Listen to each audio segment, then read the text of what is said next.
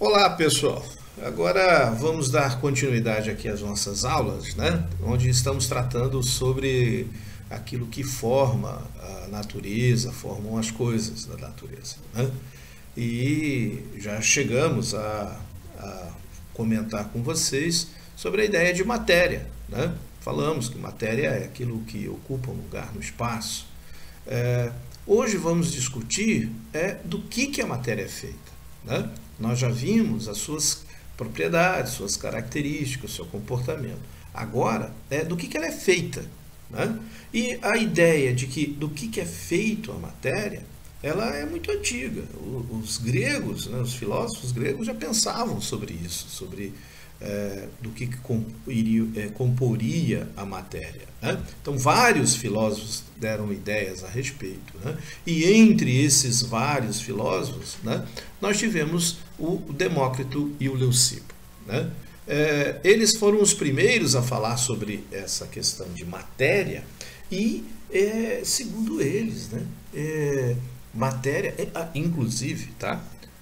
O fato deles darem esse nome, matéria, eles acabam recebendo depois, né, a designação de filósofos gregos materialistas, né? Então, eles são os primeiros a propor, né, primeiro Demócrito e um tempo depois Leucipo vem discutir essa ideia, né? O que eles falavam? Falavam que a matéria era composta por uma diminuta partícula, né, muito pequena, que não poderia ser dividida jamais. Ou seja, a matéria ela era indestrutível, tá certo? E, portanto, ela seria descontínua, né? Então, ela não estaria espalhada de forma contínua pelo universo, tá certo? A ideia de algo que não pode ser dividido, né, acaba recebendo o nome de átomo, né? A quer dizer não e tomos quer dizer parte. Então, não partes, né? Não pedaços, não divisão, ok? Muito bem. Essa ideia de Demócrito e Leucipo não prevalece na Grécia, e até porque um dos grandes pensadores gregos, né? Eu acho que talvez um dos que mais influenciaram a humanidade tenha sido o Aristóteles, né? E ele não acreditava nessa ideia de Demócrito. Ele preferia o pensamento de Empédocles, que dizia que a matéria era contínua e que a matéria ela não tinha limite algum, tá certo? Que ela estaria espalhada por todo o universo e que uma se transformaria em outra. Era isso que Empédocles dizia, né? Ele falava que existiam 4 componentes essenciais de toda a natureza, que seria a terra, a água, o fogo e o ar, né? Esses 4 componentes, né, que hoje nós chamamos de 4 elementos e tudo mais, né? Tem filmes, tem livros, tem um monte de coisa falando sobre esses 4 elementos, né? Que inclusive não foi nem Empédocles que chamou de elemento, né? Ele chamava de raízes, né? E ele dava esse termo, ele usava esses termos mais místicos, entendeu? Então, o que Aristóteles viu no pensamento de Empédocles era essa questão mística que o próprio Empédocles pregava, né? Ele inclusive misturava esses termos das raízes com os nomes dos deuses e semideuses gregos, como Zeus, Hera, Nestes, Aidoneu e assim por diante, né? E isso, inclusive, influenciou vários outros filósofos, até Platão também, né? Aliás, foi Platão quem dá o nome elemento, né? Que usa esse termo, né? Que vem de stoichion, né? Que depois em grego significa elemento, tá? Então, ele quem propõe isso. Olha como o Empédocles acaba influenciando os 2 maiores filósofos gregos que mais influenciaram a humanidade ao longo do tempo, né? Que é justamente Aristóteles e Platão, tá certo?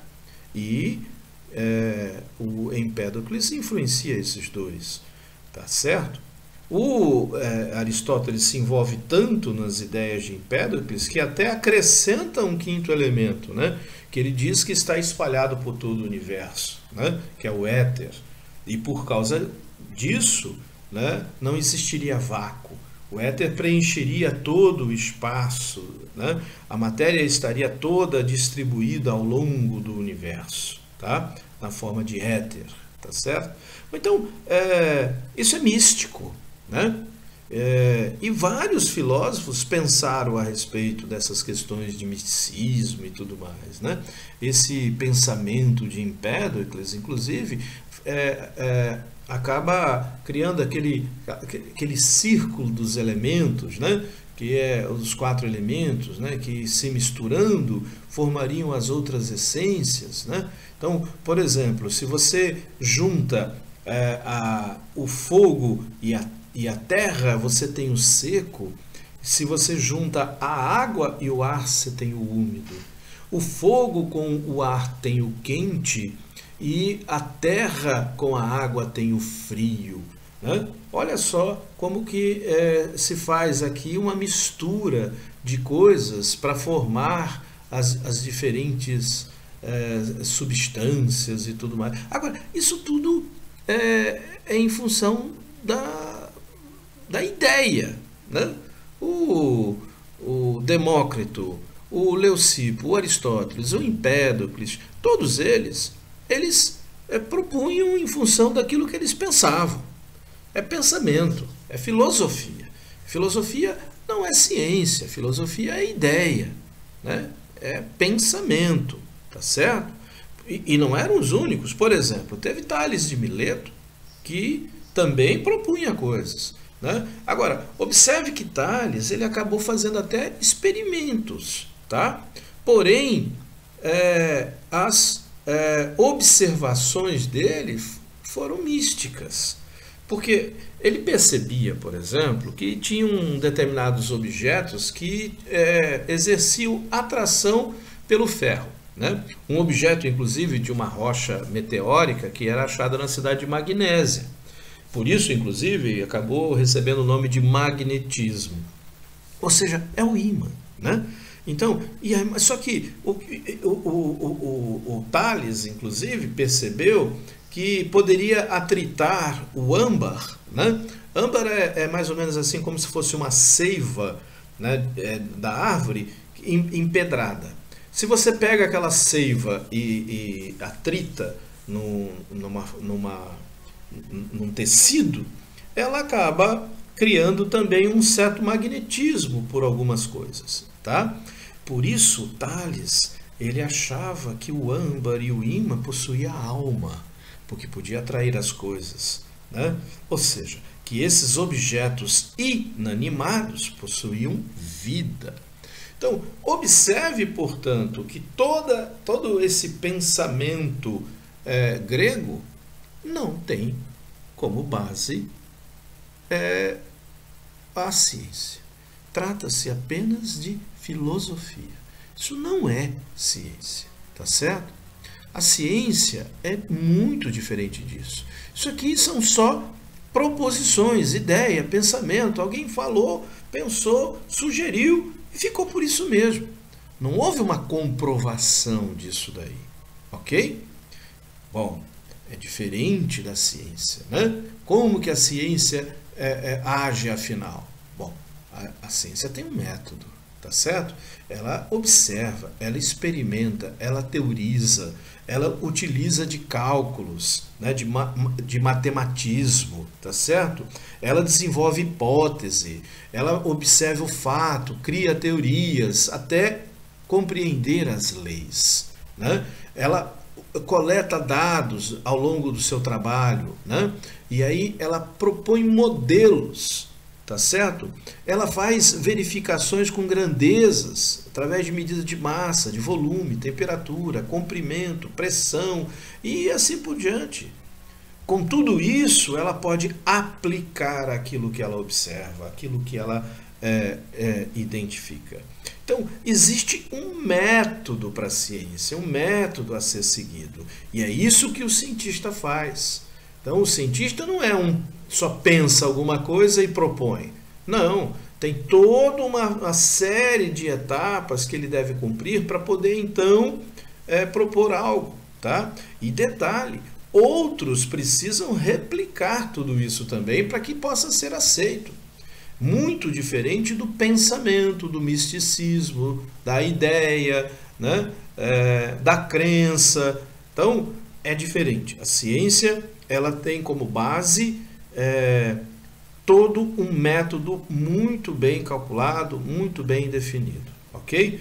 Por exemplo, vamos imaginar lá um cientista que está, né, com duas substâncias e ali ele, com base nos seus conhecimentos de química, ele resolve misturar essas duas substâncias, supondo que essa mistura das substâncias não vai ocorrer nada, que essas duas substâncias, né, que a mistura seja muito reativa. Aí, o que ela está fazendo? Então, ele está fazendo uma previsão, é isso, tá certo? Suponho que a mistura dessas duas substâncias seja muito reativa. Então, aí ele mistura as duas substâncias, né? Vou derramar uma e vou agitar. Bom, quando ele faz isso, ele está fazendo uma experiência, ok? Bom, só que nada acontece, nenhuma mudança. Bom, se nada aconteceu, nessas condições, então, as duas não reagem. A partir do experimento, ele tira uma conclusão. Ok? Bom, com isso, ele resolve pensar, bom, já que essas duas não reagiram, então essas outras duas também não vão reagir. Então ele pega outras duas e faz a mesma coisa. Só que aí, ele está fazendo o quê? Ele está dando uma hipótese. É isso que ele está. A partir da conclusão que ele tirou do experimento que ele fez, ele faz uma previsão prognosticando, ou seja, a partir de uma hipótese. Muito bem. Só que ocorre uma explosão. Então, peraí. A hipótese não se confirmou. Significa, então, que ele vai ter que mudar, né? Mudar a teoria e, devido à explosão, mudar a roupa dele também. Isto é ciência, porque agora o cientista, ele modifica a ideia, entendeu? Quer dizer, o cientista, ele não simplesmente pensa algo e passa a acreditar naquilo que ele pensou. Não tem crença na ciência. A ciência faz-se uma previsão, faz-se um experimento, tira a conclusão, faz hipótese. Confirmou a hipótese? Permanece. Não confirmou? Muda. É isso. Às vezes uma hipótese se confirma durante um tempo e lá na frente se descobre que ela não estava correta e muda, não tem problema, sabe? De repente uma hipótese dá origem a uma nova teoria e essa nova teoria com o tempo não se confirma, então se desfaz a teoria e assim por diante. Quer dizer, a ciência ela não é dona de uma verdade absoluta. A verdade na ciência é no momento, ok? Para que ela possa permanecer sendo verdade, ela tem que estar sempre funcionando. Se alguma coisa ali não funcionou, tem que mudar as ideias, mudar as hipóteses, tem que mudar as conclusões. Não tem jeito, ok? Muito bem. Então vamos aplicar a ciência a partir desse pensamento grego, ok? Então, vamos retomar o pensamento grego, agora utilizando o método científico. Quem fez isso primeiro foi Dalton. Dalton retoma a ideia de átomo, ou seja, de um componente da matéria muito pequeno, né, e que é indestrutível. Só que ele usa do método científico, ou seja, ele faz experimentos. Então, a partir da experimentação, da observação, ele chega à conclusão de que o átomo são partículas esféricas, maciças e indestrutíveis. Ok? que o átomo de um elemento químico diferente se apresenta com massas diferentes, com tamanhos diferentes, com propriedades químicas diferentes, com propriedades físicas diferentes. Então, cada átomo tem a sua característica, tá? Por ser esférico, ele até faz um desenho para cada um dos átomos, né? Ele representava, por exemplo, o átomo de oxigênio como uma esfera aberta, né? O hidrogênio com a esfera com um pontinho no centro, o nitrogênio com uma esfera com um traço na vertical, e assim por diante. Então, cada elemento químico ele representava com uma esfera e com alguma coisa nessa esfera para diferenciar. Entendeu?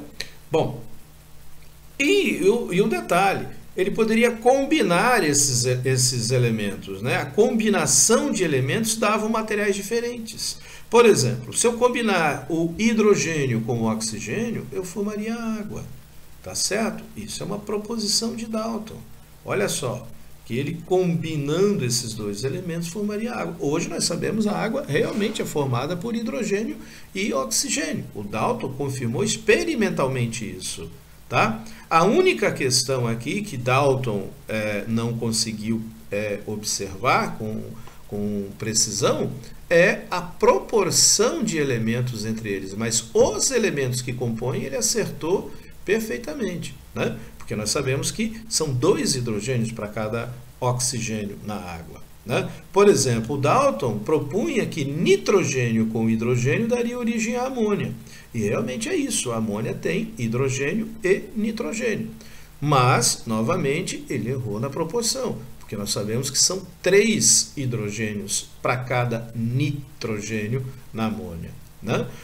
O Dalton propôs, por exemplo, que o oxigênio com o carbono daria origem a 2 materiais distintos, o óxido carbônico e o ácido carbônico, né?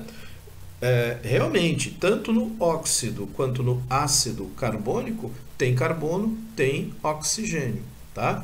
As proporções que não estão corretas, tá? E isso ele não observou, mas com o passar do tempo nós fomos entendendo melhor e fomos modificando essas representações, ok?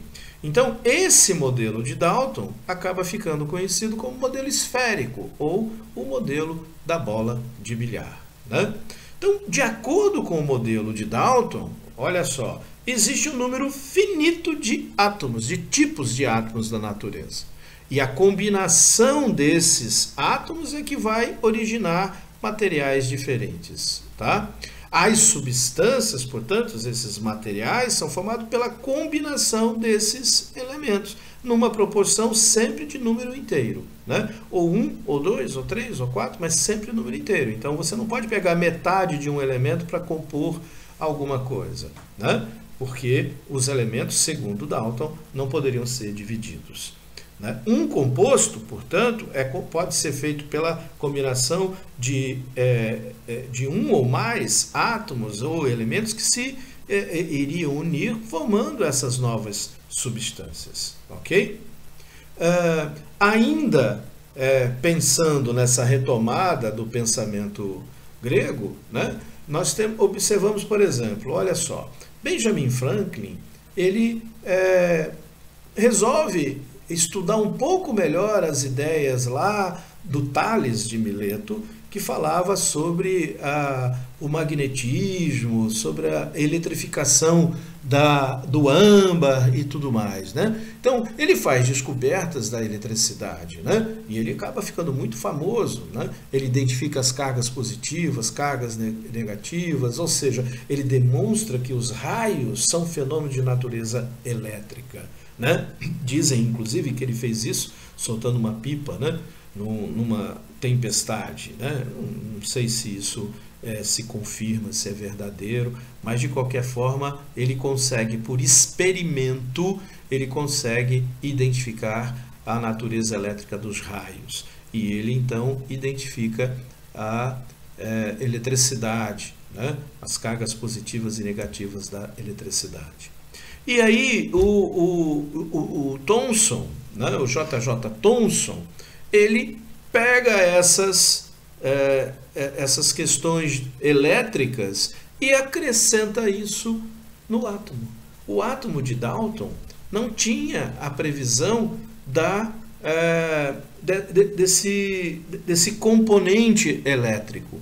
O Thomson acrescenta, faz experimentos, né? O grande detalhe é que ele faz experimentos, os experimentos que Thomson faz são com raios, né, catódicos, tá certo? Então, e por fazer esses experimentos com os raios catódicos, ele propõe um modelo, né, que é divisível, ou seja, é formado por questões, por partículas independentes. Então, no modelo de Thomson, o átomo ele tem partículas distintas.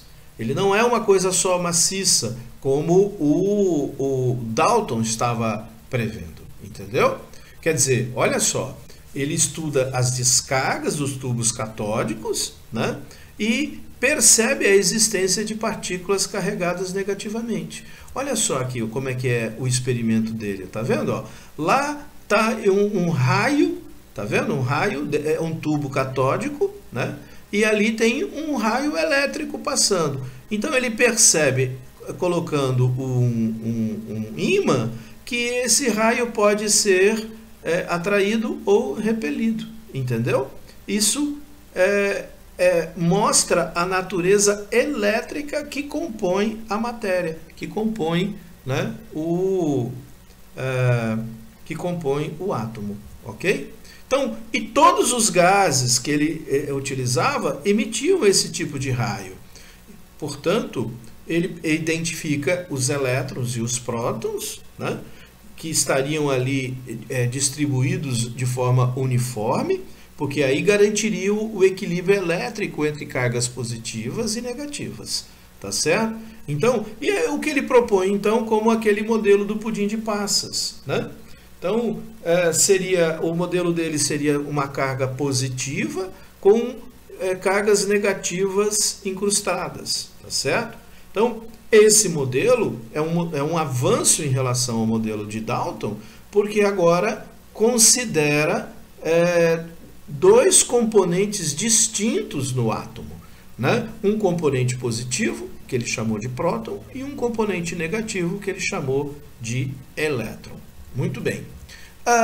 Com isso, vem Ernest Rutherford com um seu modelo novo, né? Um modelo de Rutherford já entende melhor isso, essas definições de elétrons e prótons, porque o que o Rutherford faz? Ele bombardeia uma fina placa de ouro com radiação alfa.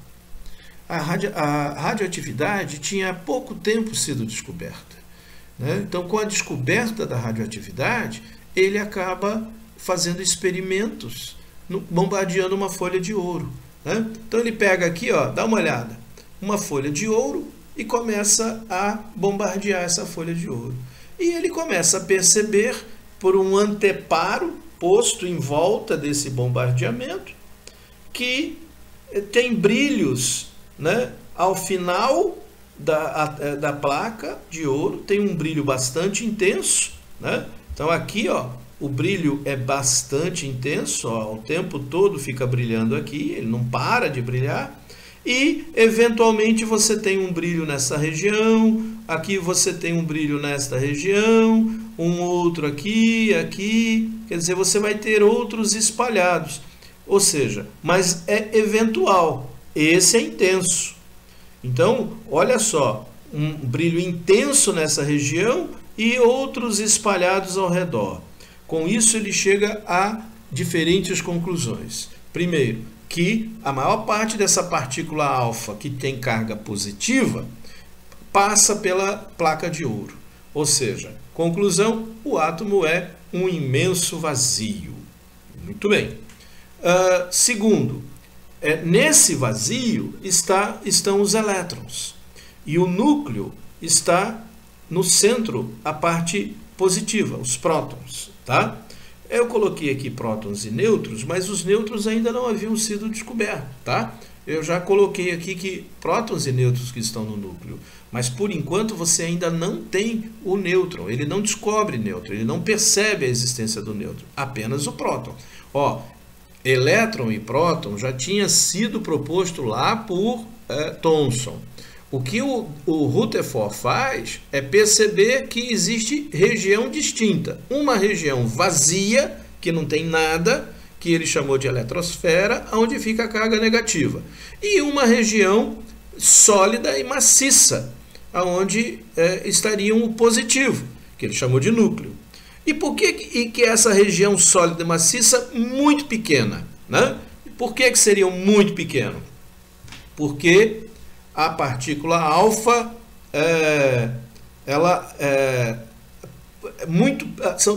eram poucas as partículas alfa que não atravessavam. Então, essa partícula que volta aqui, ó, nesse canto, tá? Ela é em função de ter encontrado algo maciço.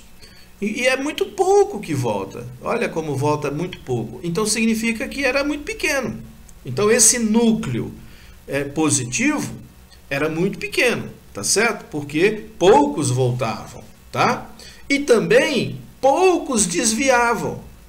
Então, se poucos desviavam, é porque esse núcleo pequeno era a parte positiva, ok? Então, o positivo estaria no núcleo e o negativo estaria na parte vazia, que seria na eletrosfera, ok? Muito bem. Então, o núcleo é positivo, pequeno, denso. O átomo é um grande e imenso vazio. Esse é o modelo de Rutherford. Tá? Se ampliarmos bem esse ouro, essa placa de ouro, seria mais ou menos assim que nós iríamos ver. Ó. Dá uma olhada. Né? Então, ampliando bem a placa, nós teríamos essa situação. Ó, uma pequena quantidade voltaria, alguns iriam desviar, mas a maior parte estaria estaria atravessando, tá? Então, grande parte do ouro, a maior parte é vazio, um pequeno ponto sólido e positivo para provocar desvio. Então, essa é a ideia do modelo de Rutherford, né? Que hoje a gente considera dessa forma. Então, o modelo de Rutherford seria esse centro com elétrons em volta, né? E o Rutherford disse que estaria girando porque assim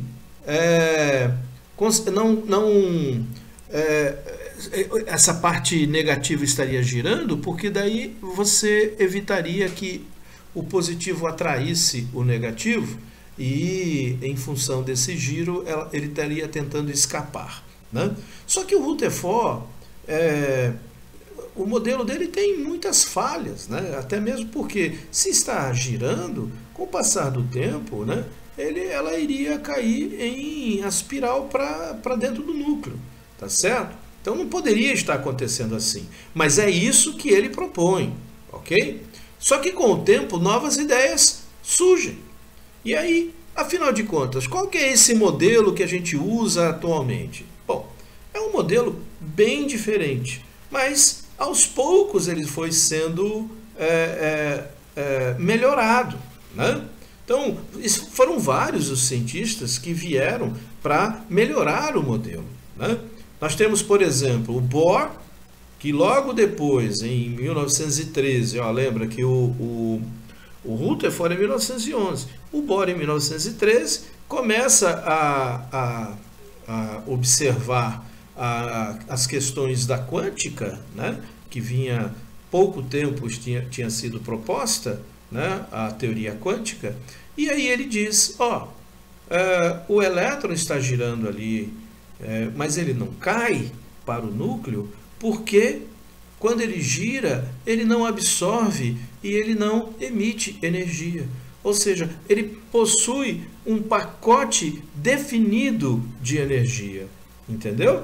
Então, um número limitado de camadas existiria no átomo. Ou seja, o elétron gira numa região ou em outra região, dependendo do pacote de energia que ele tem. Esse pacote de energia que nós chamamos de quantização. Então, você pode fazer com que o elétron saia de um nível energético para outro nível energético, desde que você dê esse pacote específico de energia, né? Então, observe, girando aqui numa primeira camada, você joga lá uma certa quantidade de energia, ele passa para uma segunda camada, tá certo? Então, quando você fornece energia para o elétron, ele salta para uma camada mais energética. Se você para de fornecer, ele emite energia na forma de luz ou calor e retorna para onde estava. Então, seria isso a proposta de Niels Bohr, utilizando, portanto, da quântica, tá certo? Da física quântica, que era uma proposta recente de compreender o comportamento da matéria, né? Bom, com isso vem um outro cientista, o Chadwick, né? E finalmente consegue, por experimento, identificar o núcleo, tá? Chadwick faz isso em 1932, tá? Então, o nêutron, tá? Então, o nêutron, ele é uma partícula que é neutra eletricamente, né? Então, tem característica elétrica nula, tá certo? E está no núcleo do átomo. E Chadwick consegue fazer isso, consegue perceber a existência do nêutron através de experimentação, ok? Muito bom. Com isso, você melhora ainda mais o modelo de Rutherford e Bohr, né? Considerando agora que no núcleo, você, além do próton, você tem também o nêutron, ok? Mas continua tendo lá o movimento dos elétrons em camadas bem definidas e assim por diante, né? Só que daí vem um outro camarada, tá certo? Um camarada chamado Sommerfeld. O que ele propõe, né? Ele, vendo as ideias de Bohr, ele resolve fazer cálculos para identificar esses movimentos. E ele consegue perceber, né, que existem dentro dessas camadas pequenas camadas distintas, que ele chamou de subcamadas, né, e que não eram bem redondinhas como o Bohr estava prevendo, não. Porque o Bohr, ele conseguiu perceber o movimento bem circular do elétron no átomo de hidrogênio. Mas, para outros átomos, a coisa não funcionava bem. Então, o Sommerfeld consegue perceber que o movimento do elétron ele não era bem uma esfera. Tinha características elípticas, tá certo? E com ângulos diferentes. Com isso, ele vai observar, né, algumas das suas características bem distintas. Observe, por exemplo, ó, a primeira camada é aquela que o Bohr tinha previsto perfeitamente redonda, né? Circular. Mas a segunda camada, tá? Observe aqui, ela já tem uma parte elíptica, tá? Então esse vermelho aqui já é toda a segunda camada, ó, tem dois espaços, portanto, a segunda camada é dividida em duas subcamadas, tá? Sendo que uma delas não é tão circular assim. Aí você vai ter uma terceira camada, olha só, bem mais distintas, né?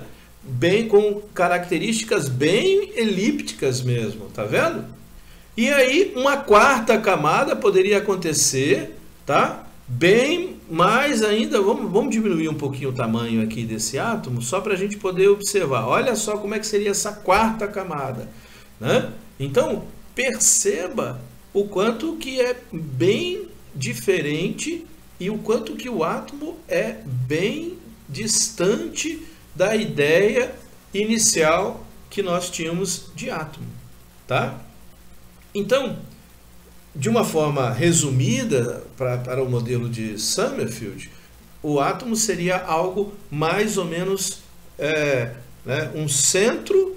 Né? Agora, observe que essa elipse, eu coloquei numa posição, mas na verdade ela pode estar em volta né, de toda forma. Então ela pode estar em ângulos totalmente distintos aqui. Eu coloquei tudo no mesmo ângulo, mas poderia estar em ângulos totalmente distintos, tá bom? Então perceba aí que tem várias possibilidades aí para a formação desse movimento do elétron, tá? Bom, aí você tem o de Broglie, que o de Broglie começa a perceber o movimento do elétron, né? Mais ou menos como uma característica dúbia, podemos assim dizer. Ou seja, o elétron ele pode se comportar como onda ou como partícula, tá? Por isso, e o que isso quer dizer, professor? Quer dizer o seguinte, ó, o Einstein, em 1905, consegue comprovar a natureza corpuscular do elétron com o chamado efeito fotoelétrico, né? Ou seja, com o efeito fotoelétrico, o Einstein consegue provar que a luz consegue arrancar elétron. Se a luz arranca elétron, então a luz ela é uma partícula que bate em outra e arranca. Conforme você pode ver aqui nesse desenho. Ó, vem luz, bate no elétron e arranca o elétron. Isto aqui é o efeito fotoelétrico que o Einstein estava propondo, que ele discute, inclusive ganha o prêmio Nobel por causa disso, tá? Só que o de Broglie também consegue mostrar que a luz também se comporta como onda. Porque ele faz esse experimento aqui, ó, é chamado de experimento da fenda dupla, tá? Em que o comportamento da luz é igualzinho ao comportamento de uma onda no lago. Se você fizer isso aqui com água, né, num lago ou num outro recipiente, é isso que vai acontecer. A onda vai se espalhar dessa forma. Então, a luz ela é tanto onda como corpúsculo, como partícula. E o de Broglie consegue mostrar isso, tá certo? A ideia de que o elétron pode ser descrito tanto como onda como partícula. Ficou conhecido como um comportamento duplo, ok? O Erwin Schrödinger vem fazendo tudo isso matematicamente, calculando tudo isso com probabilidade matemática.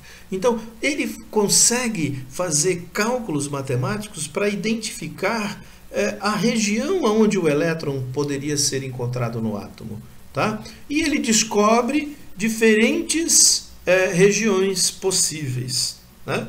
O que ele acaba chamando de orbital, né? Probabilidade, região do espaço em que existe a maior probabilidade de encontrar um elétron. Então, olha só quanto a gente vem com o tempo para ir melhorando o modelo. Então, o modelo atômico, né, que nós conhecemos e a gente costuma desenhar, ele é muito diferente da realidade, né? Olha só aqui o comportamento do elétron de acordo com o modelo de Schrödinger. Então, você vai ter vários cientistas contribuindo com o modelo do átomo, ok? Por exemplo, Heisenberg, ele contribui também com o modelo, mostrando o chamado princípio da incerteza. O que quer dizer isso? Quer dizer, eu posso saber aonde o átomo está, mas eu não sei para onde que ele vai. Ou seja, Eu não sei o momento dele, entendeu? Mas se eu souber o momento dele, eu não sei onde ele está. Ou seja, não dá para você definir as duas coisas. Então, aqui tem uma representação gráfica do que o Heisenberg estava propondo. Observe que, conforme o momento fica maior, a posição fica menor. Conforme a posição fica maior, o momento fica menor, matematicamente aqui no gráfico. Então, quando você consegue identificar um, o outro está bem pequeno. Quando você vai para o outro, é o anterior que diminui. Então, não tem como se definir as duas coisas. É chamado de princípio da incerteza. Então, é muita coisa que vem com o tempo para auxiliar na construção do modelo final do átomo. Tá? Quer dizer, e o modelo final do átomo, né? O que o átomo realmente ainda é uma incógnita.